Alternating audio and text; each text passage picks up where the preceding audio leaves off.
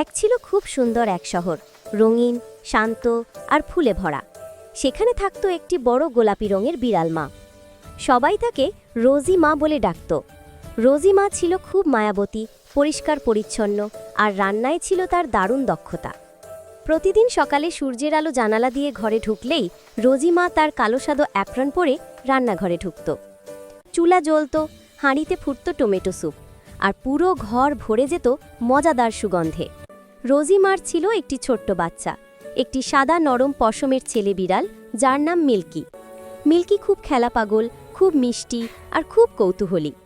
তবে আজ ছিল ওর জীবনের প্রথম স্কুল ডে। সকালে যখন রোজিমা রান্না করছিল, মিল্কি কাঁথা জড়িয়ে আধা ঘুমে এসে মাকে বলল, মা, আজ আমি কি স্কুলে যাব?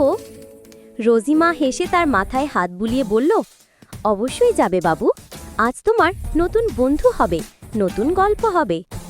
রান্না শেষ করে রোজিমা মিল্কির জন্য বানালো গরম গরম স্যুপ আর ছোট একটি স্যান্ডউইচ। সুন্দর লাল ব্যাগে টিফিন ভরে দিল। তারপর মিল্কির মাথায় ছোট নীল টুপি পরিয়ে দিল। তারপর রোজিমা মিল্কির হাত ধরে বের হলো।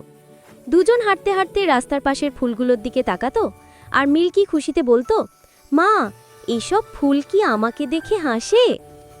রোজিমা বলতো, হ্যাঁ বাবু, আজ তোমার প্রথম স্কুল, তাই তারা সবাই তোমাকে শুভেচ্ছা জানাচ্ছে। স্কুলে পৌঁছানোর পর মিল্কি একটু ভয় পেল। এত নতুন মুখ তো সে আগে দেখেনি। কিন্তু রোজিমা নিচু হয়ে মিল্কির হাত ধরে বলল, ভয় পাস না, আমি আছি, তুই খুব সাহসী। মা তাকে আলতো করে জড়িয়ে ধরল। মিল্কি মায়ের গা থেকে গোলাপি সুগন্ধটা নিতে নিতে বলল, মা, তুমি ফিরবে তো? রোজিমা হেসে বলল, হ্যাঁ রে বাবা, তোর ক্লাস শেষে দরজার সামনে দাঁড়িয়ে থাকব। আর ঠিক তাই হলো।